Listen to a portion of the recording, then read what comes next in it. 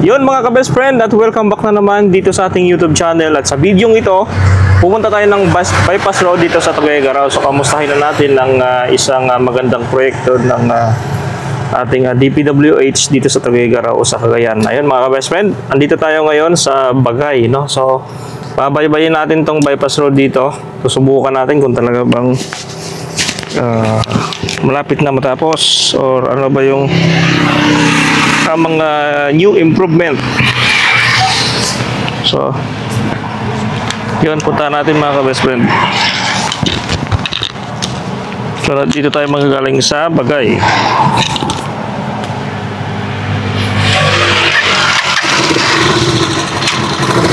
Yun, at samahan nyo ako mga ka-best friend sa ating bagong biyahe.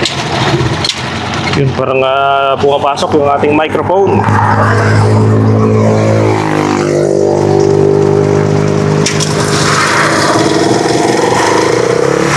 So sa mga hindi pa dyan nakasubscribe, baka naman at mag-subscribe na kayo dyan sa ating channel.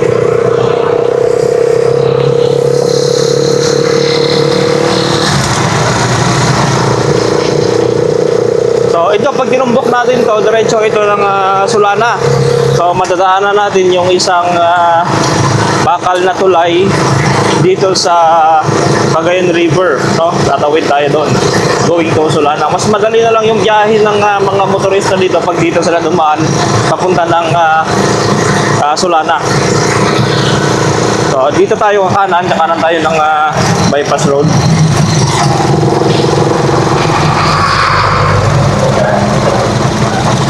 Yun, dito tayo guys. So yun, hindi pa sementado yung dito na porsyon.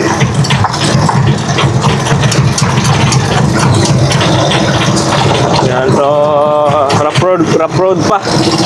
Hindi pa totally na concrete yung daanan dito.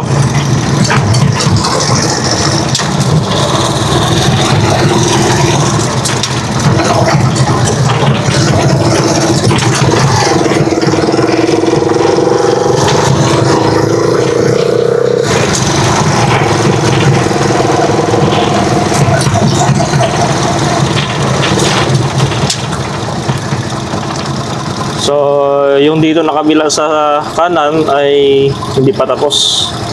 Under construction pa.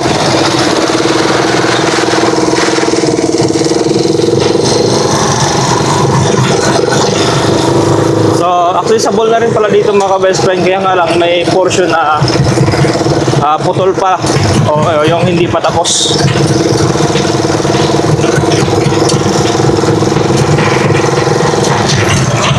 So, baybayin lang natin to. Dire-diretso ito ng Carig, Barangay Carig.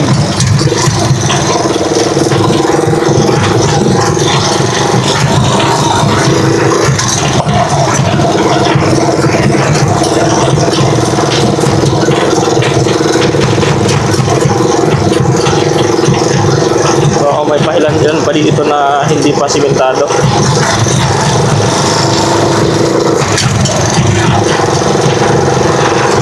Pag ito ay totally open mas madali yung transportation o yung mga bumabiyahe simula dun sa Carig papunta dito sa may Tuguegarao or Salana. Mas madali yung biyahe gawa ng hindi ka natadaan ng city ng Tuguegarao kasi medyo matraffic doon pagdating ng rush hour. So yung mga doon ang galing sa Carig dito na dadaan mga ka-best friend.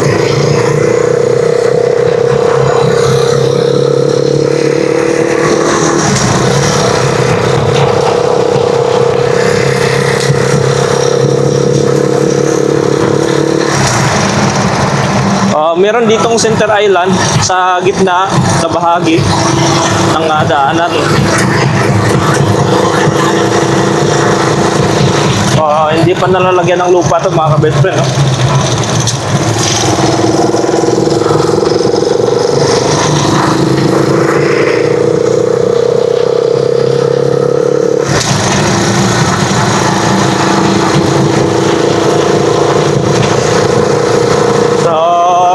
completed na yung linya. So 3 lane bawat side, 3 lane sa kabila, 3 lane din dito. Napakadapat nito mga ka-best friend. Ito naman yung daanan ng tao, yung mga nagji-jogging sa gilid. So malawak din mga ka-best friend. Kaya pa dito dumaan yung 4 wheels sa pinaka-gilid.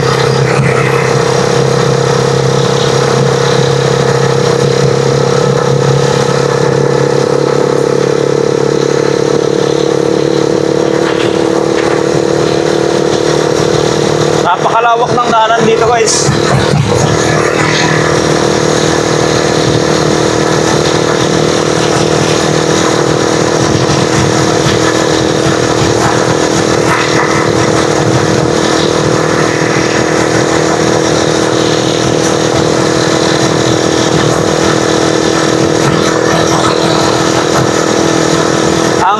Bypass road ng Tuguegarao, itong bypass road na to ay meron itong haba na 7.4 kilometers. Simula doon sa sa may crossing na pinasokan natin hanggang doon sa may Carig. So ganun kahaba itong bypass road ng Tuguegarao.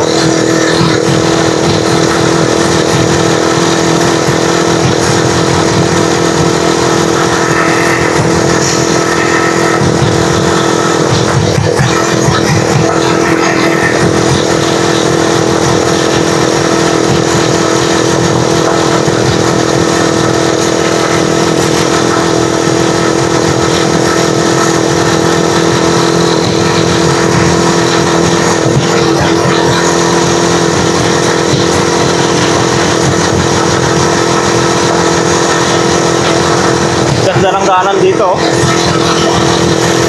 Lalo na pag dinaspalto ito mga ka-best friend ay mas maganda yung takbo ng sasakyan dito.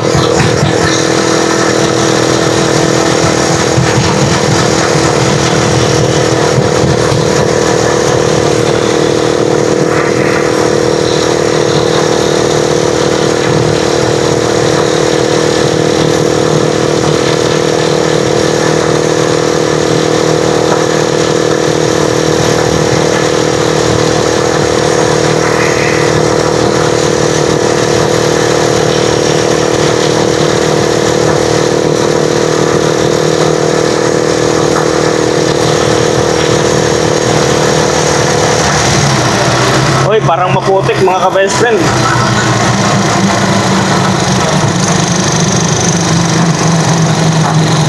Maputik yung daanan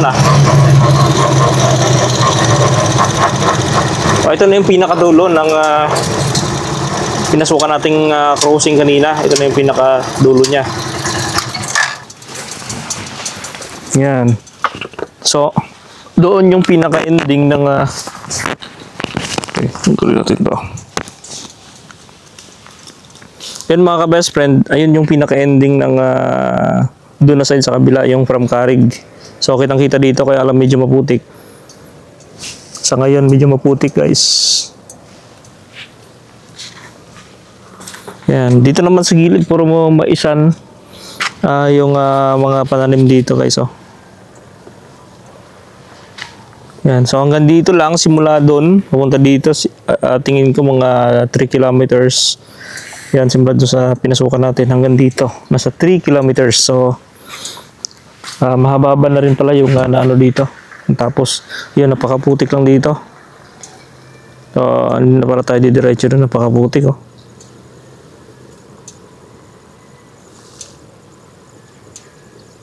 putik lang yung daan. Yun, mabilis lang din naman pala yung paggawa nila dito ng bypass road. So ito naman yung Center Island. Ang ganda kasi ginawa nila ng Center Island para iwas salpukan din ng mga sasakyan, kasi sa tingin ko pag ganito yung daan talagang paspas yung sasakyan dito, talagang napakabilis malakbo. So ito yung Center Island. Napakalawak mga ka-best friend. Napakalapad niya. At mabilis lang nila na itapos.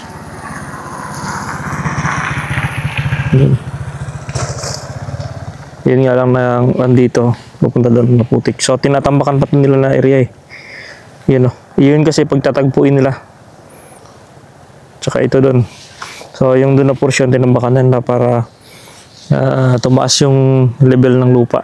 Kasi talagang napakababa, kaya pagdating ng tag-ulan, pag umapaw yung Cagayan River dito, kasi nandiyan lang yung bunton, yan.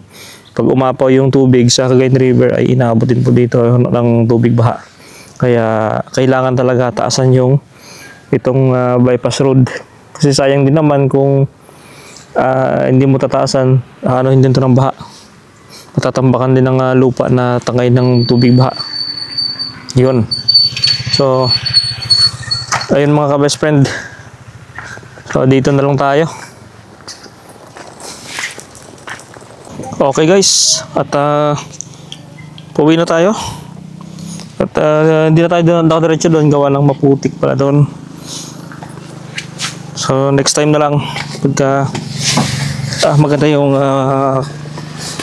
daanan, o yung pag natuyo na yung daanan.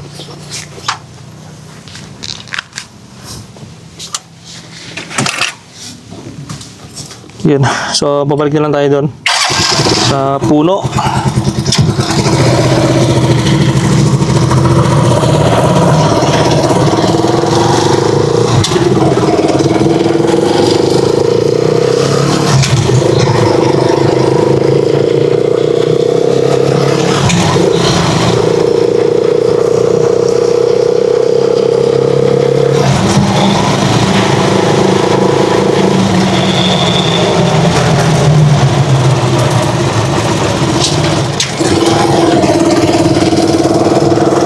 Medyo kumukulimlim na mga ka-best friend.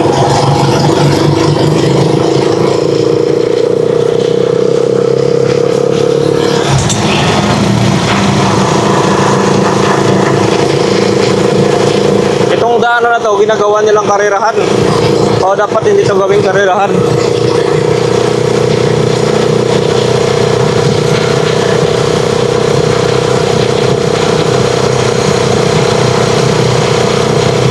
Nasa 2 kilometers kasi yung haba na itong mga daanan na to.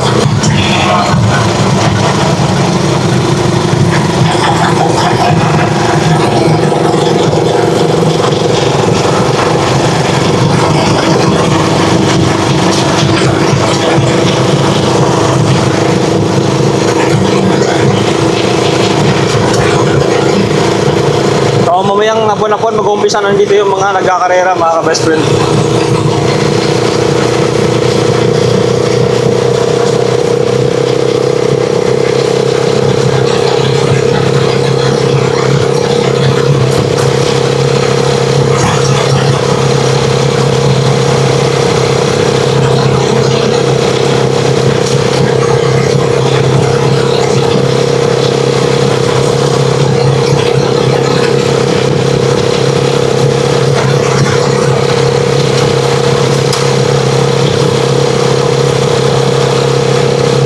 Lawak ng daanan dito, oh. Dapat.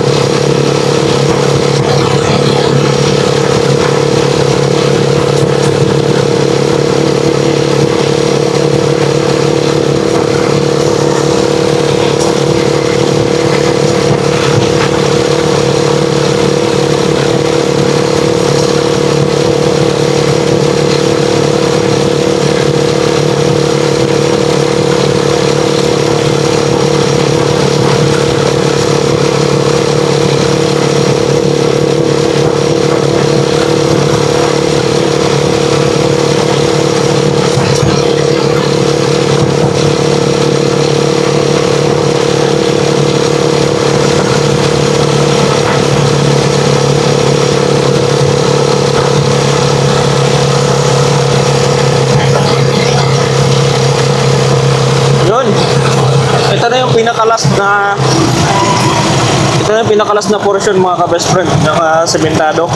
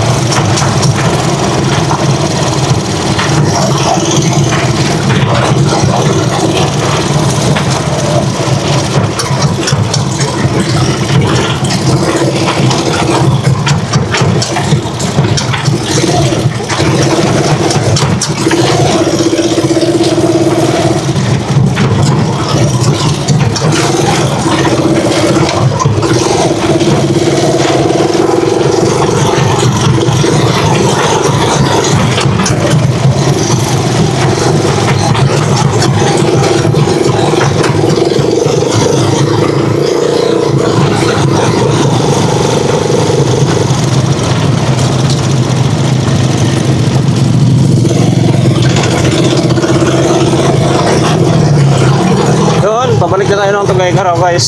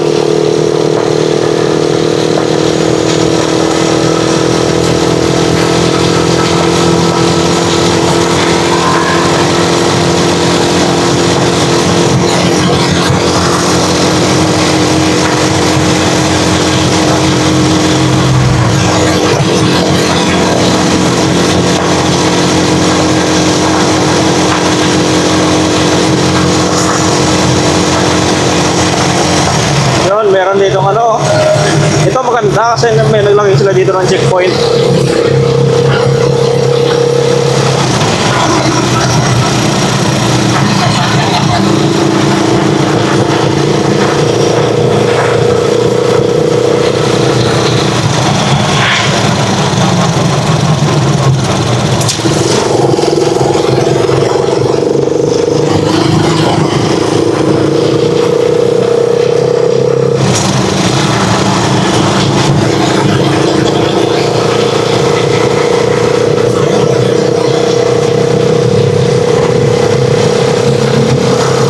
Pabalik na tayo guys ng SM City Tuguegarao.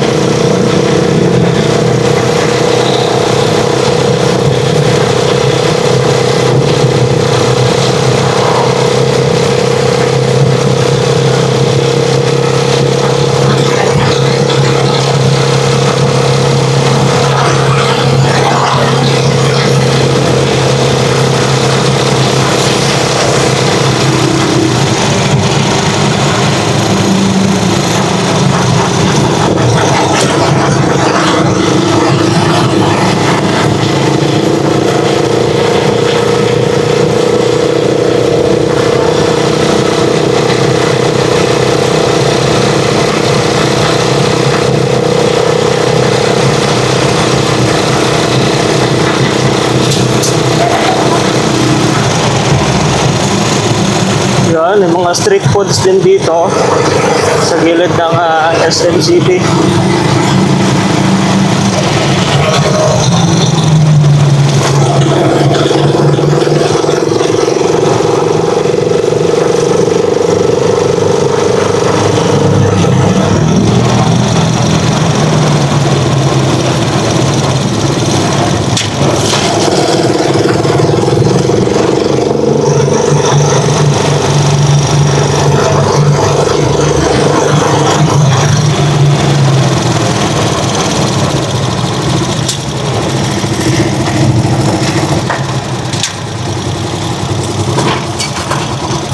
Lalim.